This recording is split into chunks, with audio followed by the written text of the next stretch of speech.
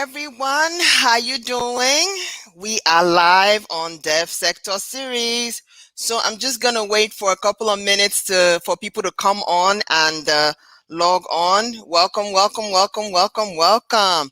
So as you come on in, please like and share, like and share, like and share, and give us a shout out where you're coming from.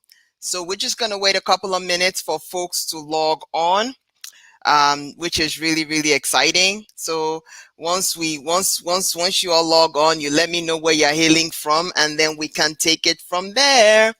So while we're waiting, we're just gonna have a conversation. So this is Dev Sector Series. I am a development consultant, a development enthusiast. I am very excited about the development sector, not just in Nigeria, but in Africa and around the world. So it's just my joy to really showcase what people in the development sector are doing in various thematic areas, whether it be good governance, whether it be health, whether it be agriculture, whether it be elections, and just different areas of the sector, from advocacy to program management, program design, program implementation, monitoring and evaluation. Just exciting things that is going on in the sector. And there are various stakeholders in the sector, as you know.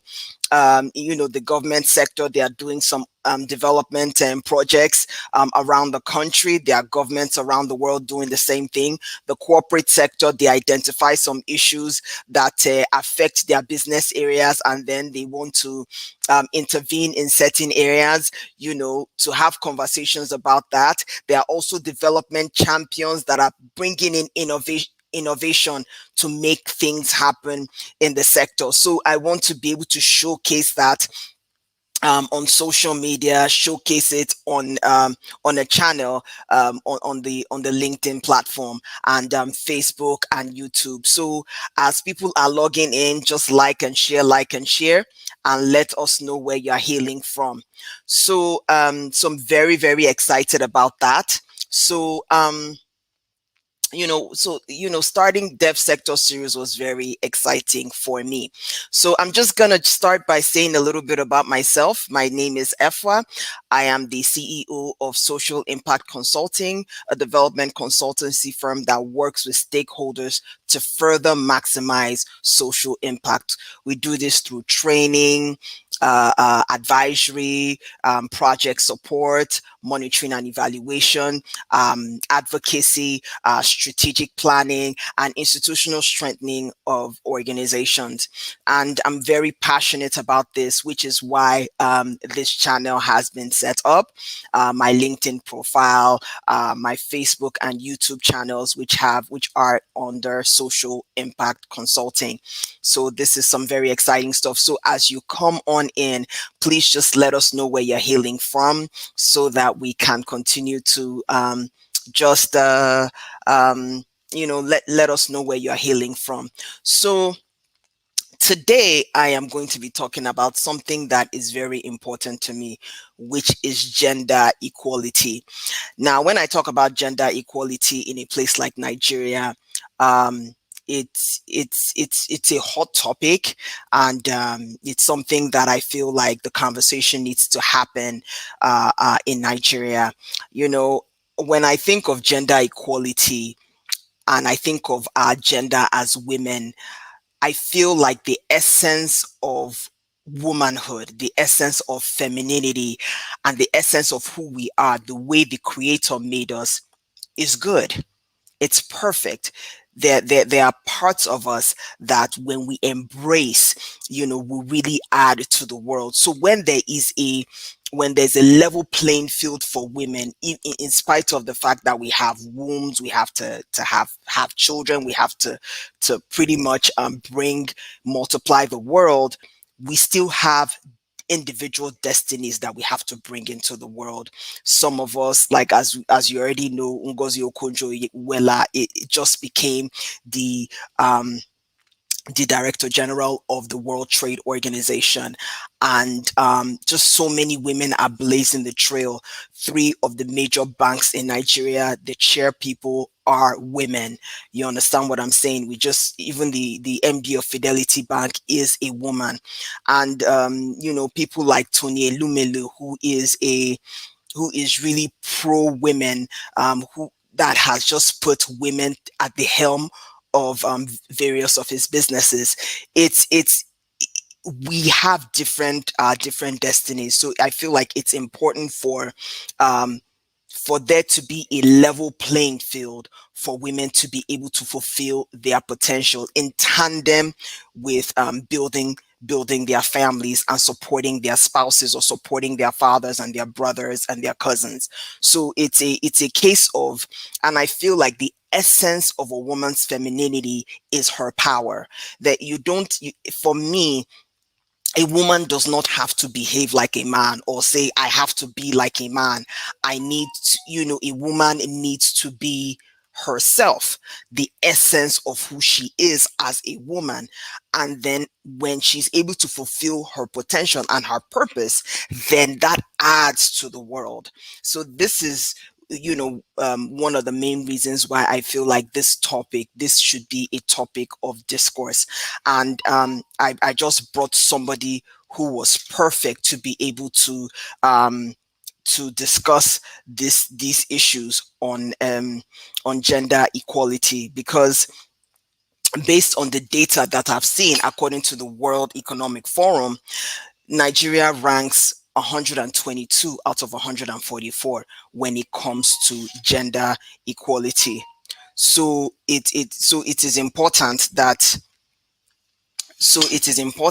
we are able to build that consensus around increasing and reducing the gender gap, so that there is a bit of there's a we are able to make the world a better place, which is part of Devsectorseries. So those of you who are watching after this live, it's pretty much the topic of discourse at this point, not only for women, but also the men who love them, the fathers who love them, the brothers who love them, the cousins who love them.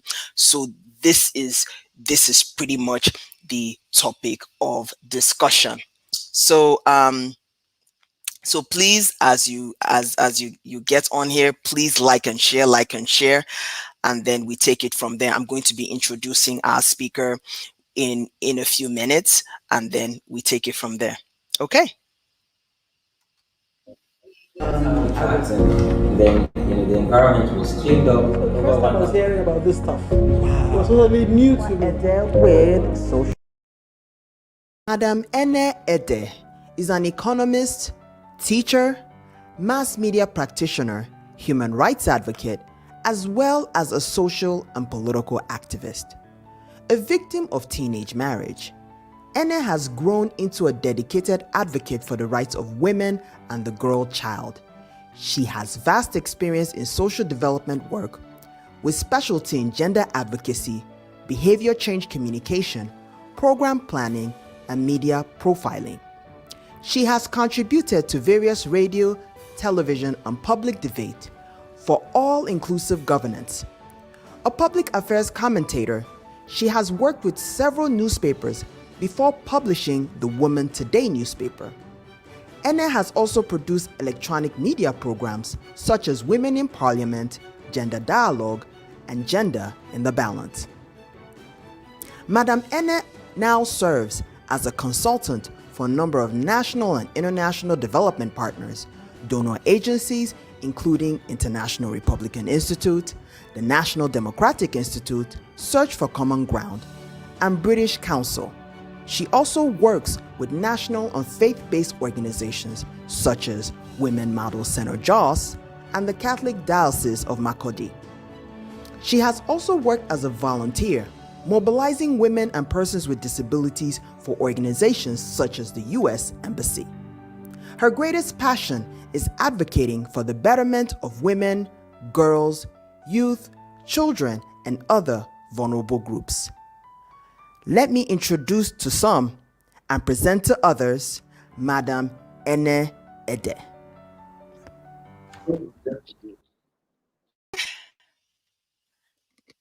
Hello, Madam Ene. How are you? Are you there? Hello. Hello, Madam Ene.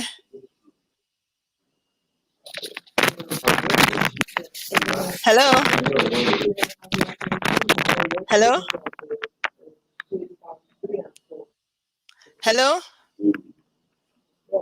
Madam Ene. Madam Ene, can you hear me? Hello? Hello? Hello? Hello, Madam Good Ene. afternoon. Hello, how you doing? It looks Good like the network afternoon. is pretty okay. I'm doing good. Really? Okay, The okay, okay, network seems great. good here. So Yeah. so welcome. Thank you so much for taking the time out to speak with us. It's Okay, my great. pleasure. So I just wanted to find out from you. So how did you get into gender advocacy? There's a lot of noise. I think Madam Ene, there's a lot of noise. There's a lot of background noise. It's like you're in a noisy place. the noise will reduce now. Sorry. Mm, Yeah. Thank you for the question. Is it better now? Are we better now? much better. Okay. Okay. Thank you. Thank you. I hope it's on the AC too. We can turn off the AC if the AC is making this. Okay. Yeah. Okay, thank you very much. How did I get here? When I think back, I don't even know how I got here.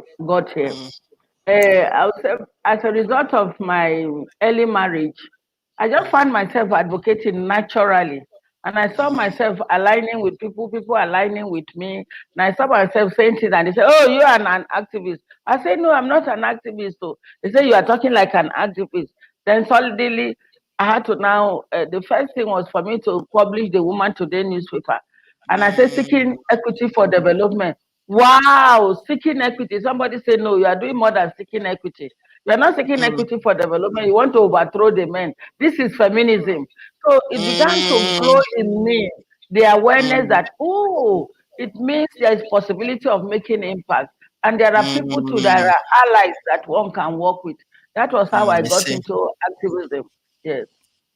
Okay, that's really something. So as you were going into gender advocacy and activism, so how did so what was the reception from the stakeholders that you were talking to, from government to the your various colleagues in the sector? Like, what was the reception, and what do you think folks are doing in Nigeria to close the gender gap?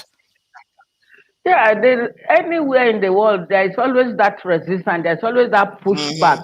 I mm-hmm, remember initially I was very worried that as if there was unjustifiable pushback.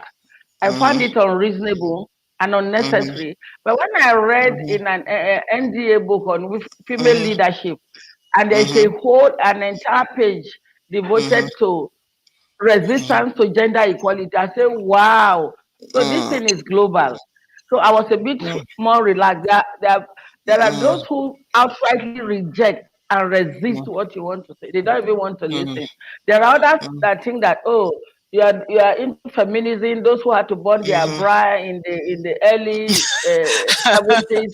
Some even think, oh, these are the lesbians. Those who are raising lesbians. These are those who are encouraging Mm, homosexuality. mm, These are deviant. Somebody once introduced mm, me, say these are the ones making it impossible for women to stay in their husband houses mm, peacefully. mhm, So with that mhm, kind of tag, that kind of mhm, stigma, all you are tempted to do is to just relax and go back to your shell. But I mm, realized that it was too late for us to go back to mm, our shells. So this mm, is still the resistance. That's why mm, at level of government, at level of mhm, the corporate Nigeria, you find that the resistance is still there. The armed forces is mm, terrible. I remember the first time during the military when I went to the armed forces and I interviewed a number of service chiefs, including one of the chief of defense staff. And I said, I uh-huh, want to see how equity can happen. What do you think I can do to mm, contribute? He mm, laughed. He said, my sister, I wish I can help you. There is no answer, not even in the next 100 years. I said, why do ah, you think so? Ina explained to me, but not quite 20 years, we saw it happen. So when you look at that, you are encouraged that even more than you think it will happen, the time span would be shorter. Now we have an entire battalion devoted to women, all women, and you can see what they are doing on the Kaduna Road that was unpassable, even by government people with heavy security. So I'm happy that what we propose and is being seen as impossibility and being seen as too much of ambition, too much in a hurry, that this thing is gradual and you want to parachute yourself into the middle of governance and take charge. We are encouraged. The same thing up to at every level. We met with the Director General of the World Trade Organization a while ago, and she said we need to read her book that she wrote and interviewed, I think, about 10 world leaders, female world leaders. What are the peculiarity? What is the converging point about being a woman and in top positions in the world? And she said she realized there is a common denominator. No matter what you are, no matter your competencies, no matter what you have to deliver, you are still seen as a woman who is not deserving to hold certain positions. I see. And she said their experiences are similar, whether in the developed world, developing country, or that. So it's what is still happening. Even herself, you see what, look at the level she has attained. Look at the kind of conversation that is going. Oh, a grandmother from Nigeria has assumed the biggest position in World Trade Organization. What has that got to do being a grandmother? Is it a crime? Exactly. You know, so that stereotype is still there, and we have to wangle our way. We have to look for various ways of overcoming it and So getting men to support us to do it, because they've been there before us. Okay, so what do you think, how do you think Nigeria is currently trying to close the gap? I know that we are ranked at 122nd out of 144 We are not trying. in terms of closing. We are not trying at all. Nigeria is going down, down, down. Let me tell you, look at the How statistics of the 2015 election, 2019 elections. One would have thought that there will be incremental change, but what we find happening is a retrogression in governance, in engagement, in voice, in presence, in participation, even in economic empowerment. But if it's in contribution that is not even counted, like the jobs we do, the different jobs we do that is not counted, unpaid jobs, yes, it is huge. So in everything, let me give you an example. The Federal Executive Council, 42 members, how many are females? At the start, we had 6, but now we have only 5 females. And what is even more disturbing for somebody like me, who believes in inclusion and diversity, is that majority of the ministers are from the north. Only few of the ministers are from the south. In fact, just one of the ministers is from the south. No woman is from the southeast, rather. No woman is from the southwest. No female minister. No female minister is also from the south. It is symbolic because that is the highest decision level making space in Nigeria, the Federal Executive Council of Nigeria. So if you don't sit in council, you don't go to memo, you don't present memo, then you are left out. One would have expected that you should have at least a woman from each of the zones. So it's the north that has the majority of the women, even the bigger ministries. Take, for example, the Ministry of Humanitarian, Disaster Management and Social Development. Then when you talk about the budget, Ministry of Finance, Budget and National Planning, those was like 6 ministries in one. If you go to the parastatal administration, for me, with every sense of responsibility, I expect fair play among the women so that it is not like you are setting the women up to be competing among themselves. So they are not doing well at that level. So even if you look at the age-wise, we are not doing well. The parastatals, the MDAs, we are not doing well at all. If you also look at the National Assembly, which is a pillar of democracy, 109 members in the Senate, the red chambers, only 8 women. So 101 are men. And the debates, the proceeding, the processes are based on number, on either voice or physical vote.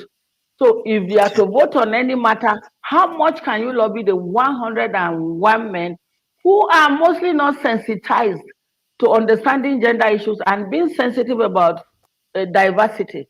Go to the Okay. other side, 360. We have only 13 women. There's data that CDD West Africa released this recently. We are grateful to Hidayat, Austin, and the rest. That Hidayat Hassan is the director. She's on the The helm. Yeah. data is very discouraging. Okay. If you look at the number of persons who contested, 26,137. How many were women? 2,970, representing just 11.36%. Is it not discouraging enough? How many It deputy is. governors do we have? In the past, the worst is that the worst is also with the sub-regional governments. The three tiers of government, the national is not doing well. The sub-region, they are not doing well. The geopolitical zones are not doing well. The local government are even worse. Look at what has Okay. happened recently. The Southwest had always more like given that they bring in a woman as a deputy governor and a female as a speaker. They recognize the balance, the power equation. To say, look, we need to balance it among the women and men, also the ethnic groups, as well as other considerations. Now, no consideration, not even Lagos State, that Okay. historically have always had a female deputy governor. This time, Okay. Lagos does not even have a female deputy governor. We have only 4 female Uh, deputy governors, and the North happens to have one, Kaduna State. So okay. it's problematic. No So I governor. yeah, definitely. So I can At see the that level of what you're governance, we don't have good representation. so what you're saying now is that Nigeria is not even doing a good job in closing the gap. In Nigeria is fact, worse. Nigeria is retrogressing, it's retrogressing even from the badly, national, rapidly. federal executive council, Yeah. the House, the Senate, and even on the sub-regional levels, they're not doing well. So Yeah, that's unfortunately. so now that is really something that to take note, and our audience that will take note. So now that we say, okay, in terms of the government sector, it's in terms of we're not doing what we're supposed to do in terms of At gender all. inclusion. So my question to you now is, what about the corporate sector? Like, do you feel like there's they are doing well, and if not, what are your recommendations? The corporate sector, sometimes too, because this is also the problem you have with patriarchy. Patriarchy Mm-hmm, has a way of influencing things negatively in the wrong direction. mm-hmm, Matriarchy or good mm-hmm, leadership, balanced leadership works mm-hmm, better for everybody. Patriarchy does not work for the good of everybody. It works mm-hmm, for the good of the male. So mm-hmm, this is the mm-hmm, problem we have, because you have a situation where the regional, the sub-regional, the national government are not engaging well with women. It follows naturally, because it is the men who are there. It is the boys' club. I'm saying it with every sense of responsibility. It is a boys' club. So they agree among themselves and they give each other suggestions, and you find it happening. In the past, you have several corporate bodies that women are heading. You don't have that again. Let me give you an example. When Mr. Sanusi was the central bank governor, he insisted, he did an observation, a mere observation.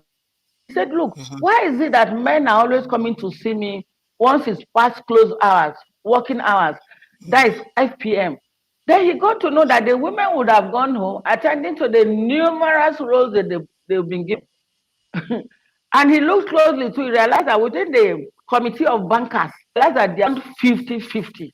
That was what he did, that there were enough competent women. And he raised the profile of the corporate sector. Because how important the banking sector is, particularly the central bank, Yes. and it followed in other in different the financial sector.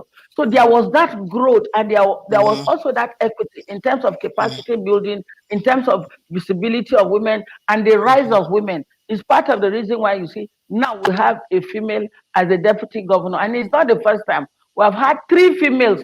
There were deputy governors, and they were from 3 different geopolitical zones. One was from my zone, the Middle Belt. Another one was from the Southwest, and this one is from the North. So I wanted to imagine that kind of a situation.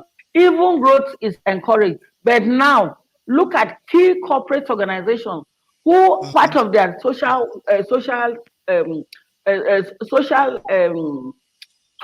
corporate responsibility will be to give funds to women. Many of the men don't even want to understand what it means to do a social corporate responsibility that can balance engagement. Once a woman is there, her thinking, like when Amina Oyegbola was in MTN, you realize that she was doing cancer screening. She was also doing a lot of intervention in the area of children. When the men are there, they will tell you, let them do football, boxing, things that is not bringing leverage and growth, and is not bringing about equity and capacity building for women. When let me go back again and see what Mrs. Uforojo Lubi was the chair of UBA. I know many beneficiaries of her deliberate and like you always say, you say conscious and deliberate action to make sure that you get. It wasn't just high rock. It wasn't just that just thinking out of the blues. It was a concise plan. It was a plan, a deliberate one.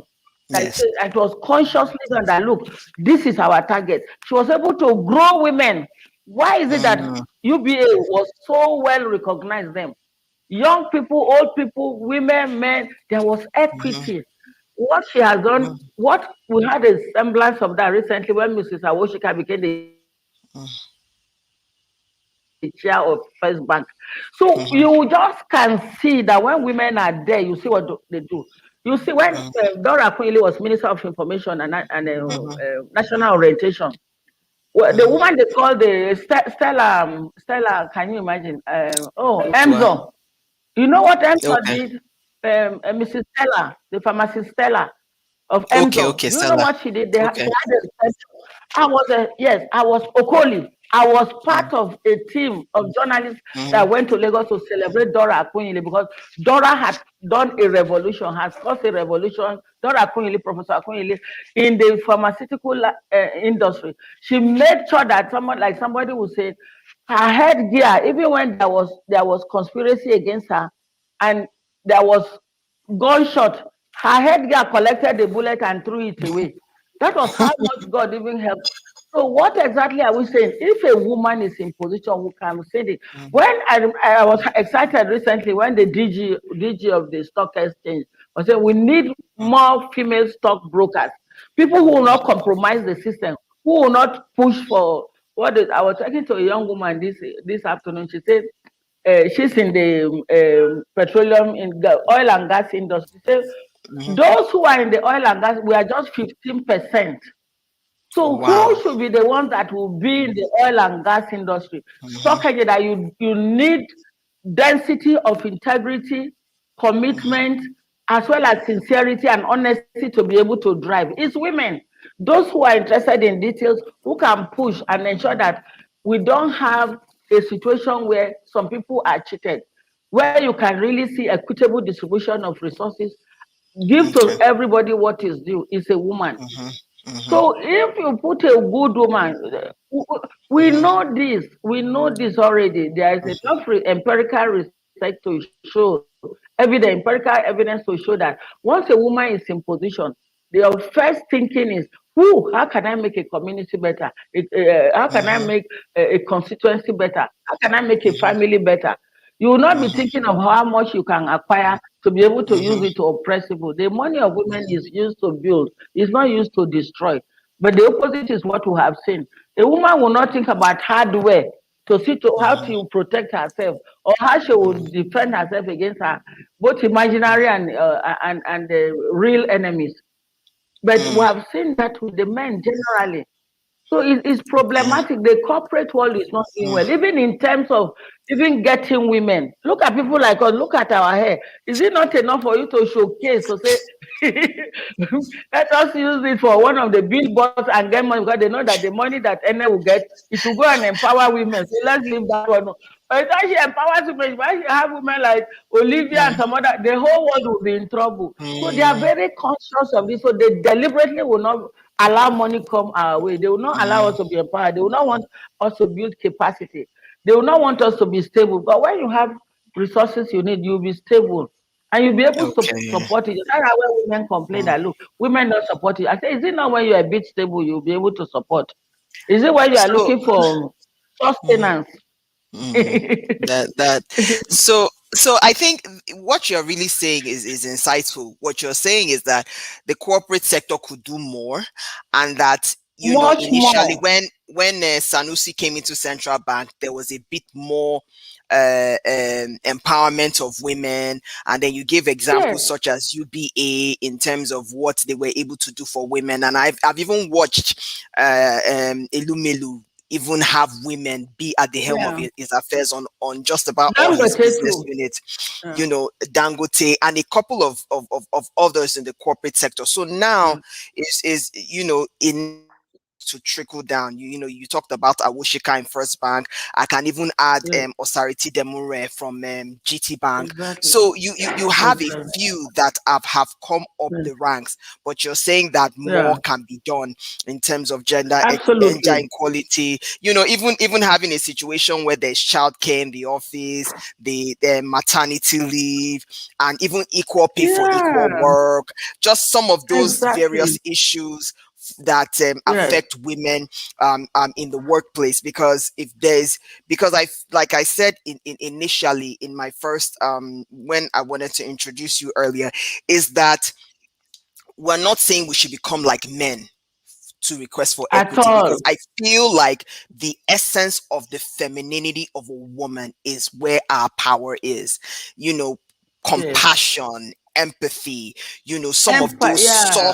some of those soft feminine skills that are needed to even be in that kind of helm of leadership. Absolutely. We've talked about the government sector, that in fact it's dismal. You talked about the executive, you've talked about the legislative. We've not really highlighted the judiciary, but I'm almost certain that is similar. So, but we've now It talked about is. the corporate sector.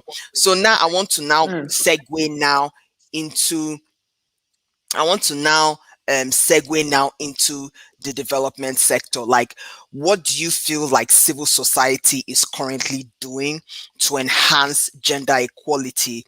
And if they are doing something, what more needs to be done? Yeah. Civil society is doing a lot, but they can do a lot much more than they are doing. Look at what you are Mm-hmm, doing. It's mm-hmm, more like a big institution with very little or no funding at all. You can imagine if you have the kind of funds, you control the kind of funds and other resources that is being controlled by others. Let me give you an example. mm-hmm, Somebody I have a lot of respect for is Clement Nwankwo. mm-hmm, Clement Nwankwo has empowered the young people, mm-hmm, women, older people, civil society, different categories of people, because mm-hmm, he's seen the linkages that if you empower the security sector, they will mm-hmm, help. So there'll be a multiplier effect. It will impact mm-hmm, on the way they perceive women, the way mm-hmm, they handle issues of women. It will mm-hmm, also improve the relationship. And if the relationship is improved, it will work better. If you increase the knowledge of civil society, if you also give some funding to civil society, they will be able to advocate better. They don't have to wait for donor funds necessarily. They also don't have to wait for those who will give them funds and also begin to dictate to them what they should do. So he's a mm-hmm, shining example. I also want to look at somebody. There are also a number of women, but in comparison, both men and women, if you want to mention those who call the field marshal or the general, because of the ranking in civil society, the first you will mention, the first 10 are men. mm-hmm, They have more access to funding. So a number of them are doing extremely well.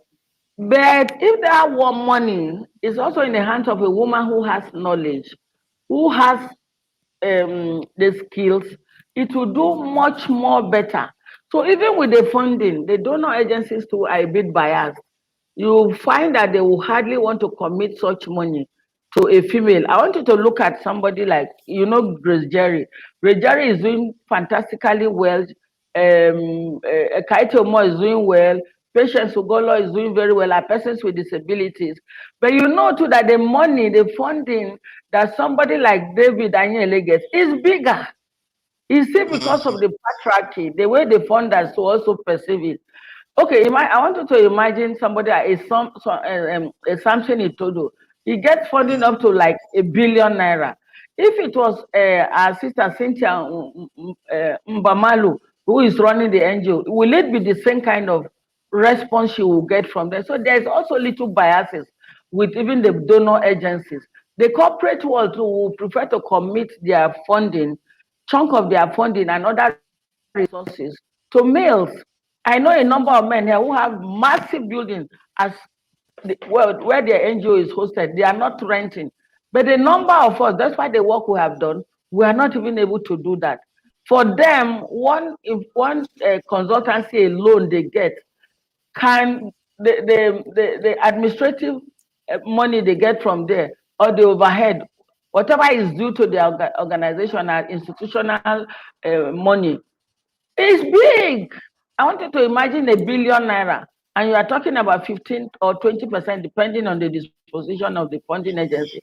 How much can they do? And one thing I like you to look at, I want you to look at what Ene Edeh has done. Because of her background, she also started as from Nigeria when the consideration was not what to benefit from NGO. Do you see what she's doing with the funding? The funding might be small. People sometimes jokingly say that because Action Aid is, the country director of Action Aid, because Action Aid is pro-poor, it means the money they are bringing out, that money is just very little. It is not enough to a good food, maybe 3 course meal of. The essence is for you to eat a balanced meal. Even if it's two and it's balanced, you are bang. Sister Dr. Priscilla Achakpa. They are doing extremely well in civil society. There are so many other women. Is it Professor Joy Ezilo? Is it Honorable Nkoyo Toyo? Yeah, do you want to look at what Constance Meju, as well as Ibiba Don Pedro, an award-winning CNN Journalist of the Year? There are so many women doing so well, but the men are doing much more bigger because they have access to government spaces. They have access to the parliament. They have access to the 3 tiers of government and the 3 levels of government. That is the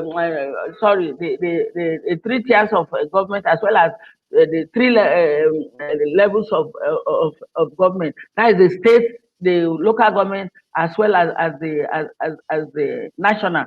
They also have access to judiciary. They have access to the parliament. They have access to executive.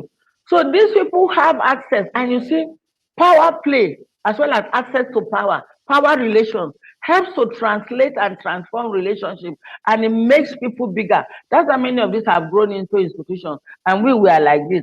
Sometimes too, because of the stigma as well as the potential danger that when they see a woman as a fringe benefit, they see an Ene even with this age, they believe that, okay, can we discuss some of these things in the bedroom? This is a boardroom discussion. Why will you be discussing, having such conversation in the bedroom?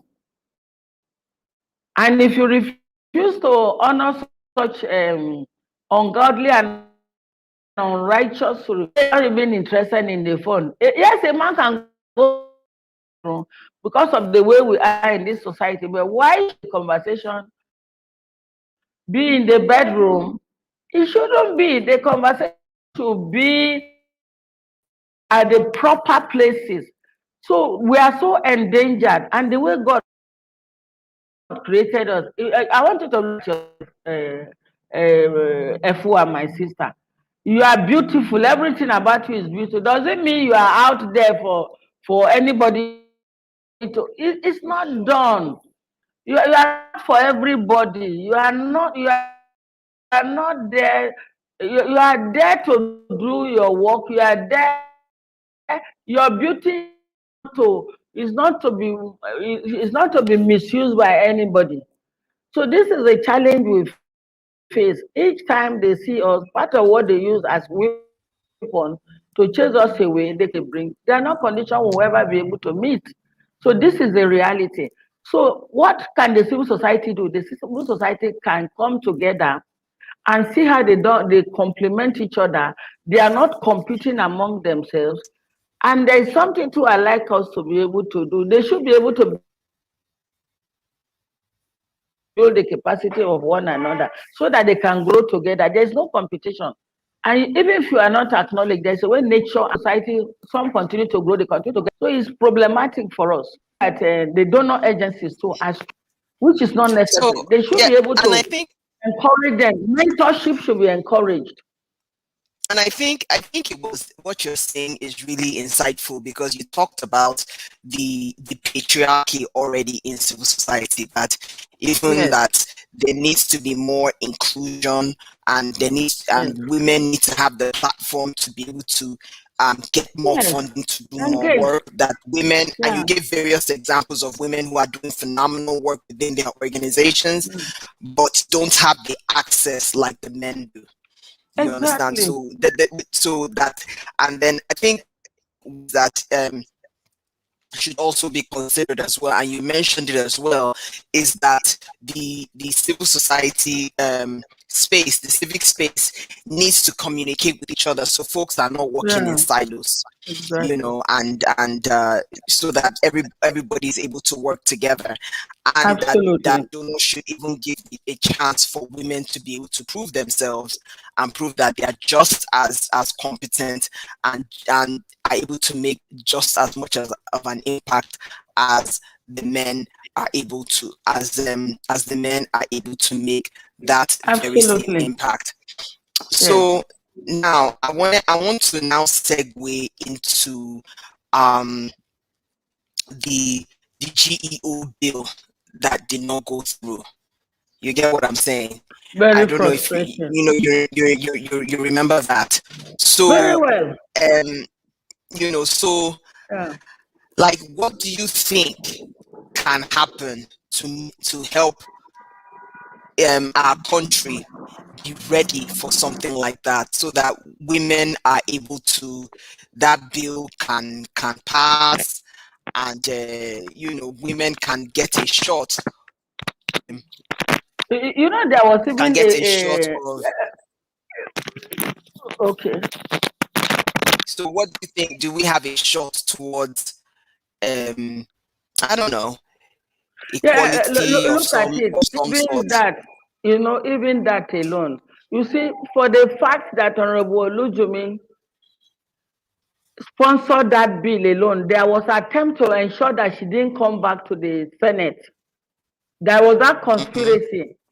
So it's very easy mm-hmm, for men, not southwest, everywhere to conspire and frustrate mm-hmm, people. They budget for that conspiracy and ensure that they carry it through. She almost lost her mm-hmm, election. It took God and her firm stand to be able to get back to the Senate. For the mm-hmm, purpose that this is a woman troubling the Senate. What sense does it make? It's not like when you go back to the Violence Against Persons Prohibition bill mm-hmm, at the instance. It started mm-hmm, 22 years ago, but it was only 6 years ago that that bill passed, and that bill was mm-hmm, passed into a law and was gazetted. Look at what happened to. They also mm-hmm, tried to trouble Abike Dabri and the other women who also sponsored the bill for the fact that mm-hmm, this bill is to create opportunity for equality. Why is it that the mm-hmm, bill that will help to grow people, citizens, that will create balance, equity, and increase mm-hmm, productivity is always met with a roadblock? There are roadblocks, mm-hmm, banana peels put here and there, and there's gang up. Why? Why should it be so? So mm-hmm, it's very problematic. It's painful. Look at the Violence Against Persons Prohibition Act. It was Violence Against Women Prohibition Act initially. They say why men mm-hmm, to go, but look at the percentage of men who go through stress. who go through violence in the hands of women because of the power relation and access to power. So you know that they use this as a step, as a platform for oppression. So it's so painful that equal opportunity bill has been presented, represented, and there has always been deceit, and they have always been escaping. Even this ninth assembly has been making commitment. Let's see what they do out of this commitment, and let's also see how we are going to surprise them if they don't do it. It's not a threat. So this is a challenge. What is the problem? They bring clauses. Imagine what happened in the Senate. Okay, a woman can vote provided she's married. She can vote provided she's married. Is that our greatest need, for God's sake? What kind of pleasure have these men not seen that the issue of pleasure would take precedence over issue of development, issue of growth, issue that will address serious insecurity, for God's sake? Why are they thinking about pleasure? Tender women, they want tender women. What is that? An assembly like that? In other places, they will almost sack the entire assembly for allowing such bill to come back. This is the kind of thing we are seeing. And when you come to think about it too, we are not seeing enough of accountability. That's why my heart continues to bleed. How many of us whose governments do we have to go? And the people will ask me, you've not been talking. I say, why will you be a lone ranger? You need a critical mass of people who will be talking and reinforcing it. Most of the things people are saying doesn't even make sense. But you know that each time later House occupies a space, it makes sense. It sends messages. It also gets feedback. But how many of such of her do we have? They may say, replicate herself. Is she the one to replicate herself, or is the system that will help her to replicate herself? Because if you don't have a process of accountability, then people are going wild. That's why you find a senator will take 3 women to a hotel and he says there's nothing wrong, and nothing happens on the floor of the Senate. What if those women killed him in terms of the exhaustion from all kind of things that happened? So there are things too that shouldn't be allowed. There are certain conduct, whether it's within public or this thing. So the level of violence that the state is inflicting on women, I've not seen where we ever took the state, federal government, state government, local government level, the parliament, the tiers of government, the parliament, the judiciary. We've not been able to take them, even using the VAPP Act that is enforced in FCT. Why shouldn't we take them to court? We should take them to court. Because they are inflicting all forms of violence against us, political violence, emotional violence. I think you are really you're really saying something here. You're saying that when the bill was being passed, that the sponsors of the bill were even being harassed, so that it just frustrates the process. So what you're saying that, and one thing that I can echo with what you're saying is that people fear what they don't understand. You get what I'm saying? I have a full understanding that women are not asking for equality to be like men. I mean, what does it look like? We just a whole bunch of men walking around. It's the very essence of who we are and how we were created that we are able to even add value to the process. So that is, I feel like a lot of times we fear, and a lot of individuals who are against this are just afraid of what they don't understand, which is something that we really need to flag. In addition to that, so in addition to that, now I want to even talk about the surge of cases of domestic violence during COVID-19. There was a surge of domestic violence, and what happened is that what happened with that was that because of that surge, because everybody was at home, there was domestic violence and everything. So my question to you is, what do you feel? Because that was already in the fray, like, hey, there is an issue with gender-based violence during the COVID-19 lockdown. So I know you touched a little bit about the VAPP Act and, in terms of it being passed and everything. But how do you think in the states where the VAPP Act is active, was it able to make a difference during that time and even A lot times of moving difference. forward in terms of it? Yeah, Okay. in some star states like Ekiti, Lagos, and some states in the north, including my state, Benue, there was a lot that was done. Even though in absence of the VAPP Act, but the VAPP Act, the states with the VAPP Act were able to do more because of the expansive nature of the provisions. Well, it talked about maximum protection as well as effective remedies.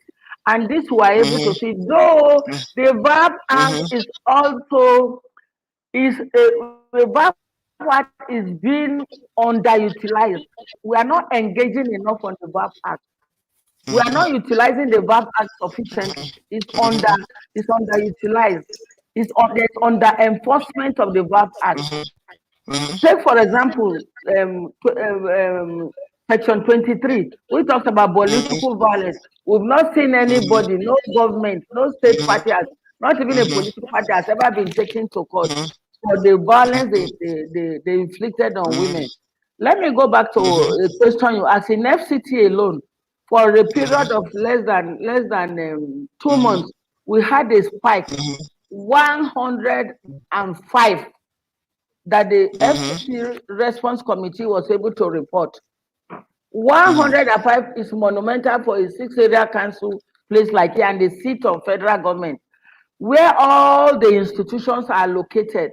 Is it the appeal court? Are you talking about, and the appeal court, remember that the immediate past president of the appeal court was a woman, and the present president of the Monica Dongba, strong women. They were, we are here. All other courts are here. The National Assembly is here.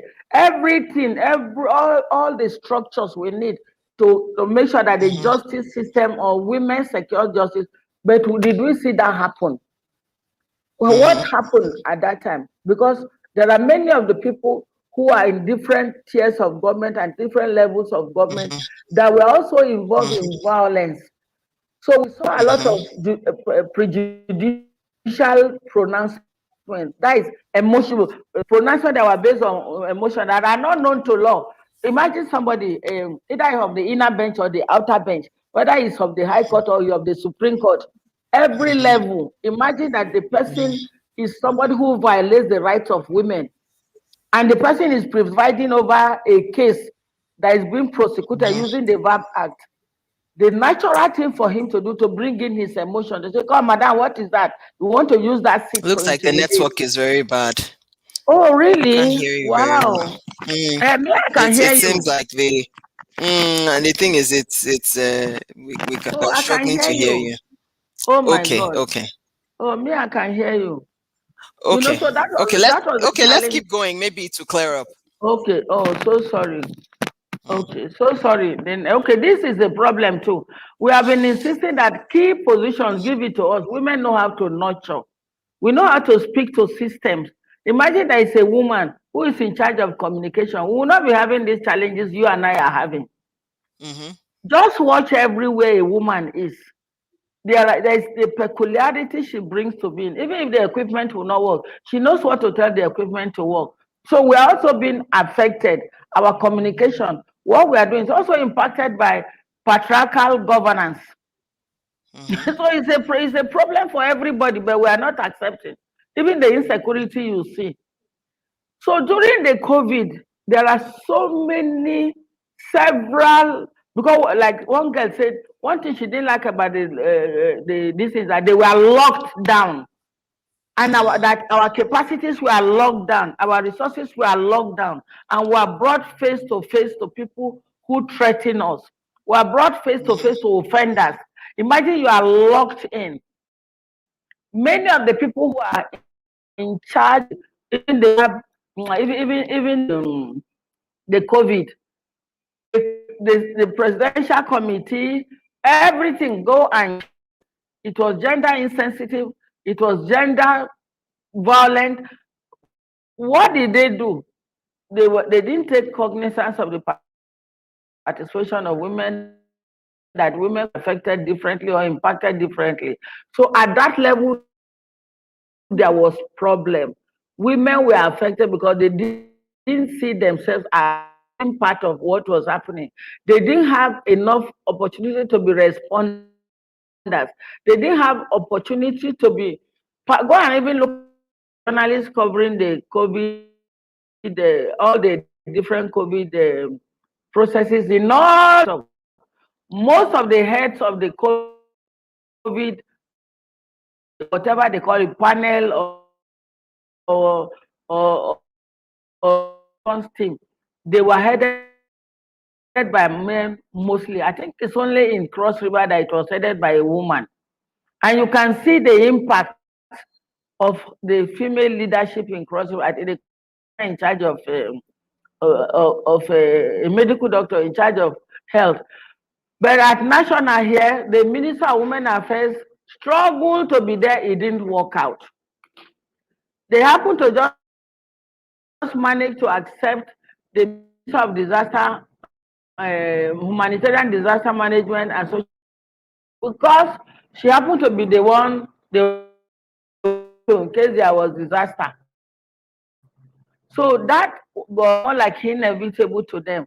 So generally, not only that women were discriminated against and marginalized during the COVID, they suffered emotional stress, emotional trauma. Women suffered deprivation, they suffered hunger, they suffer emotional, even to see the men to be around. Sometimes they just sneak and go and hide in the corner of the beer parlor and they'll be there doing their thing, or take a stroll of the house. Even though there was interstate uh, checking, they still left here. So generally, women, what the volume of violence we suffered, it was not captured. Emotional deprivation, the extension of women in processes that should intervene. Or the person was in charge of the committee here, the response team. It was a man always shouting up and down. For God's sake, if a woman was there, I want you to imagine that they made somebody who made Jemwe Amodu as the head of that distance. She would have done it competently well. But if you think that she's too young, wanted an older woman retired, get such a person too. What about the sharing of the palliatives? Look at what happened when some of our young take into the palliative. That it was terrible, and because otherwise, I think at some time we need many things we are not done.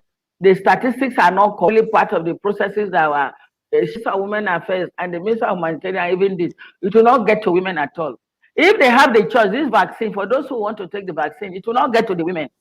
So we cannot understand why they will not prioritize women as an effective strategy for intervention.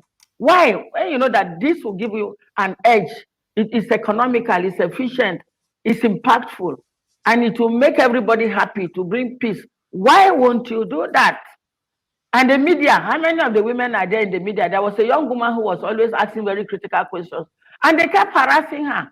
A number of us stood, but they kept harassing her. So why should you ask this question?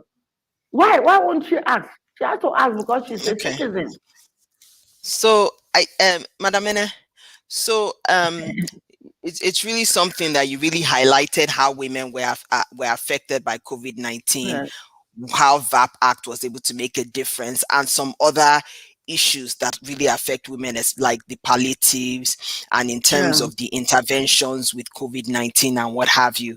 I missed a bit of your conversation because I don't know, my network is no, it's not you, it's my network is quite it's not your network. It's male leadership. It's a male leadership. Go and see the ministries that are handled by women. You hardly have all these kind of obstacles and interferences. It's also disempowerment. It's a form of disempowerment. They don't want us to talk. So the network is a bit epileptic. So what now kind of what I want us to talk about now is you know, in conclusion, what are your recommendations? You get what I'm saying? Yes, Um, I do. what are your recommendations as we go into the journey Yeah, of yeah. Gender equality? What equality. do you Look, recommend? Mm, you need to see, I will send to you what the Minister of Women Affairs led us to do. We don't need to become eternal advocates. Sometimes they tell us that we are not using the right word, we are being aggressive. Anybody who is oppressed will naturally want to free himself or herself. So for how long are we going to be at it? The Minister of Women Affairs she took us to the Constitution Review Committee of the APC, and we gave them our points, our demand, just 2 pages, so not unreasonable demands. Do you know what one of them told us? There is no problem, but what we encourage you to do, you need to get to other people to do more advocacy. They are not putting themselves, they are externalizing themselves from the problem. They are not saying, okay, this report you are bringing, we'll make sure we share with others and we'll advocate. They can budget for you to go on advocacy and they know it will never work. We don't like that. We have said, why don't you fund your conviction? It's not enough. You also go through with it, pull through. You make commitment, but you are not honoring your commitment. The political will is not there to drive it through. So we cannot continue to advocate. I don't know, at some point, I don't know what will happen, but I'm not sure we'll continue to talk like this. And 2023 is coming. They are forming alliances. They are doing so much. They are not doing so well. Part of what they need to do is to sit down and negotiate with women. Okay, we have heard your cry over this year. You are part of this country. Let us sit down and work out something. They work it out now. That is how they do. They do consensus thing. We know how these things happen. They sit down, look at it, we will do this. That is what we want to see. We want to also see political parties on their own. Don't say, come and advocate. Why? Why should we be advocating forever? We want to also see the president call us to special meeting. The media will be there, they declare a media go, let us talk heart to heart. At the end, we call in the media, this is what we have resolved. Till they empower that. Why should they not empower us? If it's money, okay, I saw women that got 30,000 recently, they were overwhelmingly happy. That on its own is violence. They were so happy that they got 30,000 naira. Which man will you go and give 30,000 naira, for God's sake? So all aspects of empowerment, in terms of visitors, engaging with us, meeting with us, doing meeting with us, let us do it now.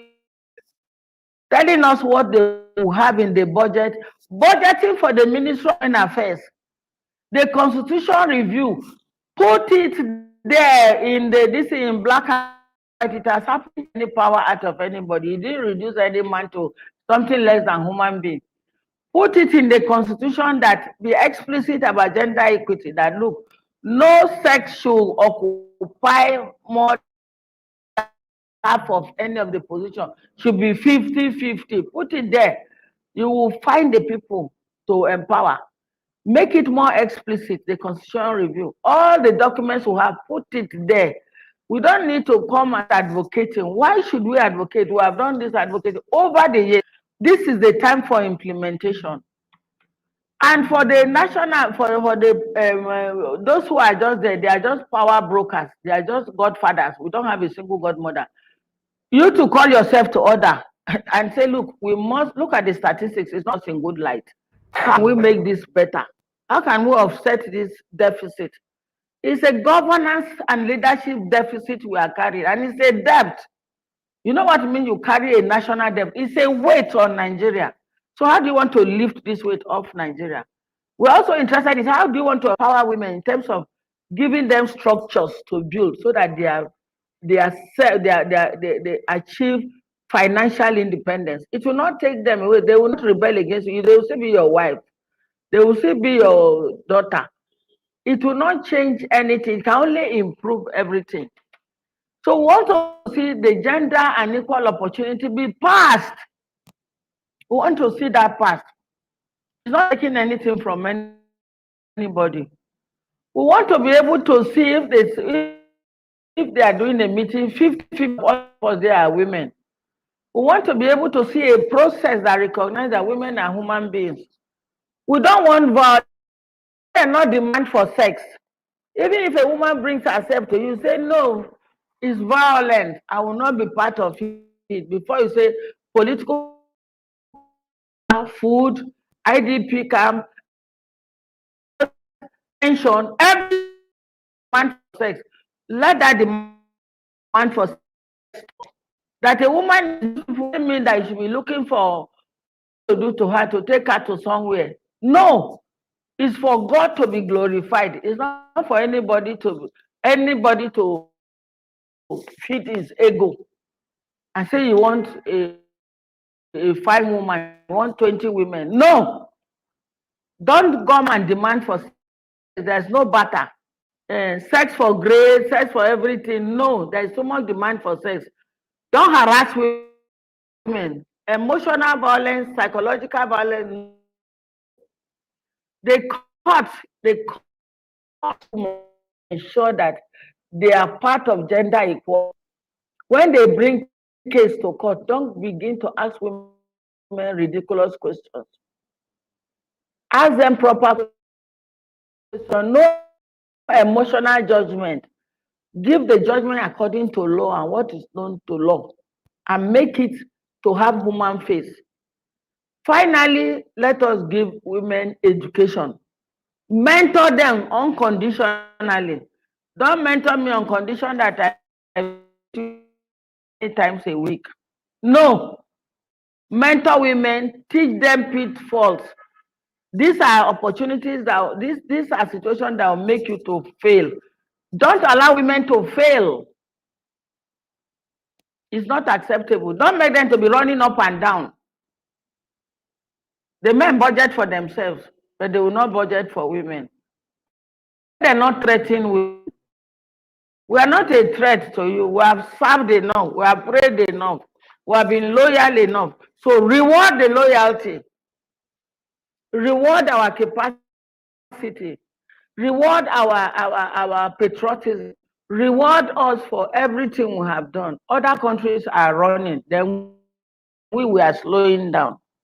You cannot walk into the future going backward, but now we are going backward. It doesn't make sense.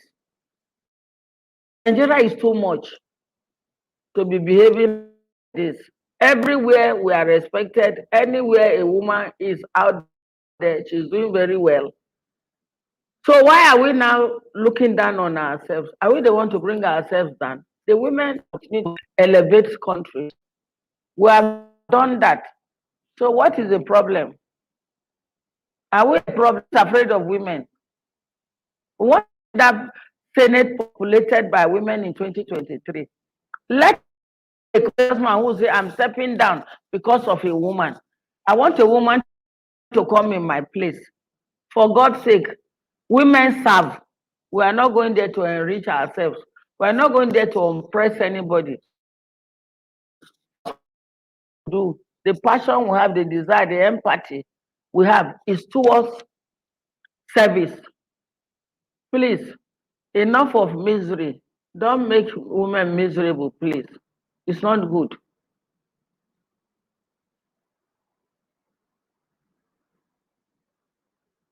Oh, she said something. I can't see what.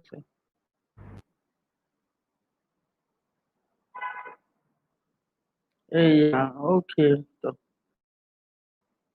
Okay.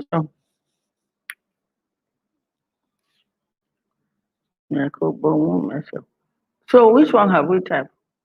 Have you snapped that one? Yes. I don't know. I don't know. I leave this thing. You have to try now. You understand? Am I the one to leave the interview? She has to try. She doesn't work at My mother is not in the office. That's what she said. So what do we do? I can't go there. We are doing this interview. Look at time she's calling. Look at the time. If she had told us since, She started chatting me by one. why one? She finishes this in by 11. How much time is spending me? Do that so that we'll print it. This signature, what do we do? Oh, which signature? Postal address. No, what to do it now? You fill it. Is to do it. We'll print it now and do this. Okay, we'll fill it and print it. This one, if you look at it I'm now, editing it here. that's what I'm saying. We'll print it now. Then I will do. Then you sign. Yes. But how do we clean? We can clean the man's signature. Can we clean? So I don't know why she sent it. I don't know now. Postal Where is address. this thing? Just send this one to me. gmail.com. No, send this one Okay. to me. Send this one to me. Forward to her. 34. What I mean, send this one to me. This one you have done. Let me forward to her. Send it first now. Let's send this one first. Which one? This one you have snapped now. Say Okay. snap. Hey, my sister. The network. Hey, yeah, sorry. Oh. Very, very, very bad. And I my was own trying is to good get here. on.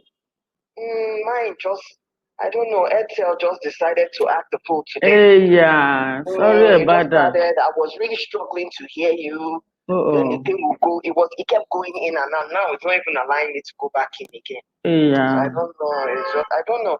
I don't know what it is because when I was talking about gender and everything on LinkedIn, it didn't really push. It pushed, and they tried to. You get what I'm saying? I don't know whether Nigeria is doing something on social media where certain issues need in forefront. Yeah, possible. You notice even the last time we tried, it was a struggle. I agree with you. Do it on the backyard and then you do it on Zoom and then invite people to come. That's when. But when you now say, okay, you want to do it on the live platform, that's when you now start seeing one or two things with network and everything. I don't know. I noticed it. This is the second time I've attempted this. Yeah. It's well. But this is what I'm doing every week. Yeah. Trying to push, stuff in development. So once the thing loosens up, I will then. Once the thing loosens up, I will then go live again and just talk about I'll just go live and wrap them up.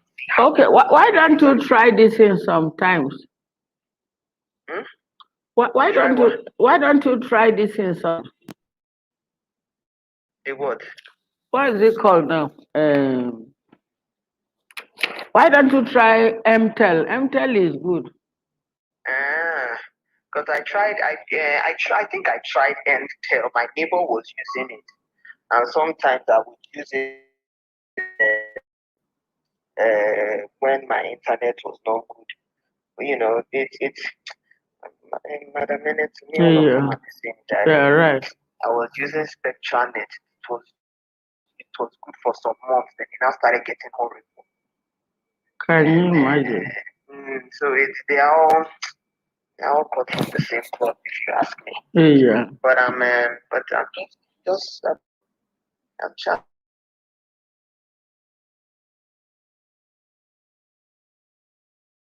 I'm sharp. Sharp.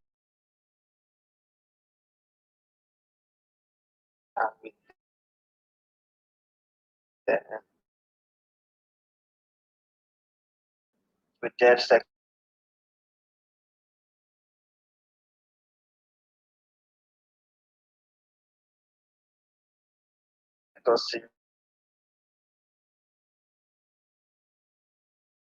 I feel like if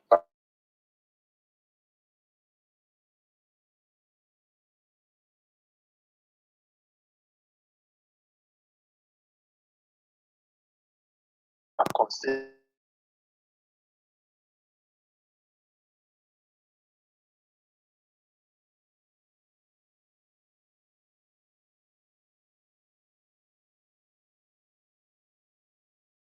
assistance. There'll be